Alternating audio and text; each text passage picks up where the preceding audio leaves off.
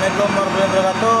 Perkenalkan, nama saya Pramudia Ferdiansyah. Kali ini saya akan memvalidasi bagaimana untuk measuring atau pengukuran dengan baik dan sesuai standar. Yang pertama, selalu utamakan penggunaan APD yang lengkap, itu safety helmet, backpack, dan antesus. Jadi setelah kita sudah siap dengan pelindung diri kita lanjutkan ke manualnya dulu. Sebelum itu kita selalu mengisi kontaminan kontrol dan JSA. Nah, JSA ini apa dan kontaminan kontrolnya apa?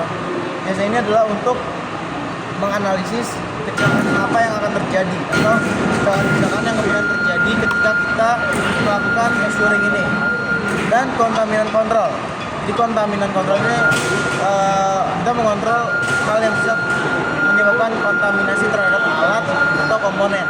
Setelah ini sudah diisi, kita lanjut ke persiapan alat. Nah, persiapan alatnya ini adalah subjek yang mau diukur, yaitu baut ya, baut dan ring. Dan ini adalah alat ukur, 3 alat ukur yang kita akan coba untuk praktikan. Yang pertama adalah vernier caliper. Nah, vernier caliper ini kita selalu lihat kondisinya seperti apa.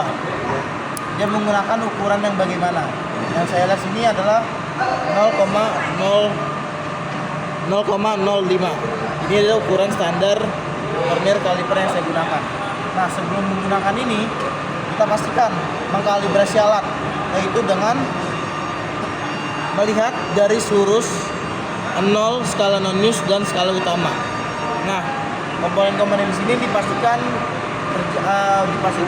kondisinya dalam kondisi baik. Setelah kalibrasi selesai, baru kita melakukan pengukuran. Melakukan pengukuran punya kuda-kuda tersendiri. Untuk menggunakan vernier caliper, pastikan kuncinya dilepas dan digeser menggunakan ibu jari jempol. Cukup begini saja. Oke. Saya beri contoh, ini memeriksa diameter kepala baut.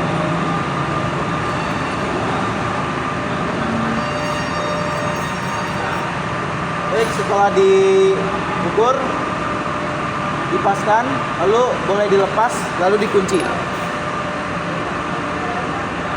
untuk memastikan keberadaan skalanya tetap dan tidak tergeser. Bisa kita lihat satuan dalam satu garis ini adalah 0,05. Jadi setelah angka garis di depannya ini kita baca 25. Nah, skala utamanya 25 dan skala non-newsnya adalah dicari yang segaris atau yang rata.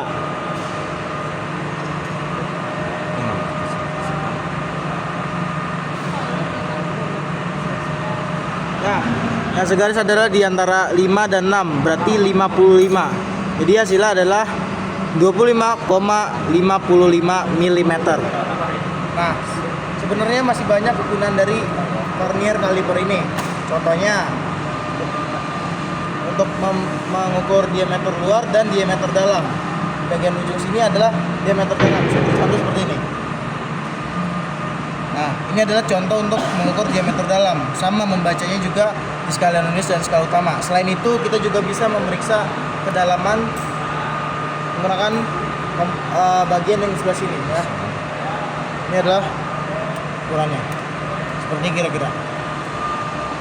Patok dari ujung, skala utama, dan kedalamannya. Nah, kira-kira seperti ini. Ini kita baca dan berapa kedalamannya. Kira-kira seperti itu. Setelah semua, pastikan alat ini dibersihkan kembali dan dikalibrasi ulang untuk perawatan lebih lanjut. Bisa dipakai lebih lama dan terawat.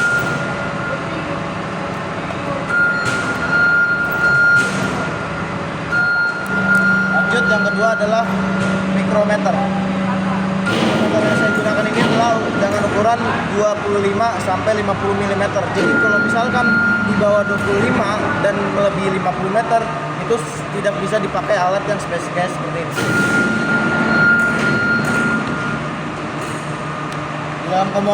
Di dalam boxnya ini atau hostnya kita dapat alat untuk kalibrasi. Nah, bagaimana kalibrasi yang baik? Seperti ini, teman-teman.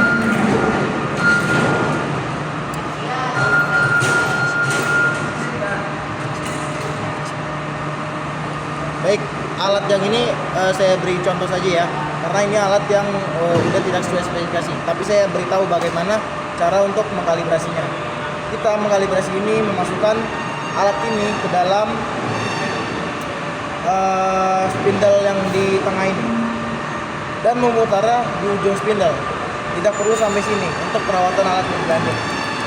Setelah itu cek apakah skala utama dan skala minusnya seimbang, garis 0 di utama dan 0 di non minus. Setelah itu baru kita bisa memeriksa komponen dan alat. Untuk kalibrasinya biasanya ada kail untuk menggeser skala utamanya. Tapi yang kita lihat karena ini alatnya masih rusak, saya ambil contoh secara garis besar aja.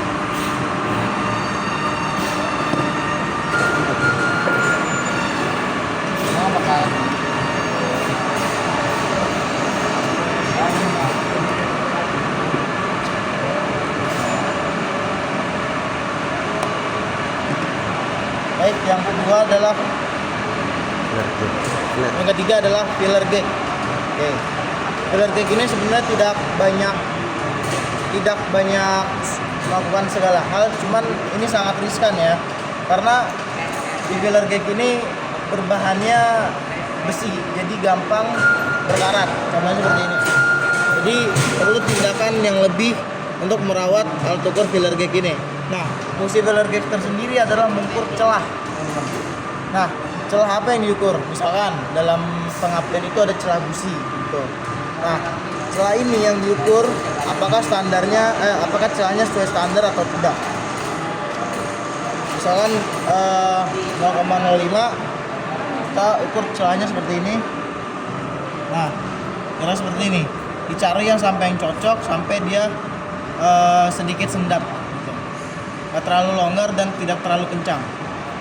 Setelah itu semua selesai, baru alat ini dimasukkan kembali dan dibersihkan untuk menghindari karat seperti ini ya. Nah, setelah semua itu kita melakukan pengisian CC dan JSA.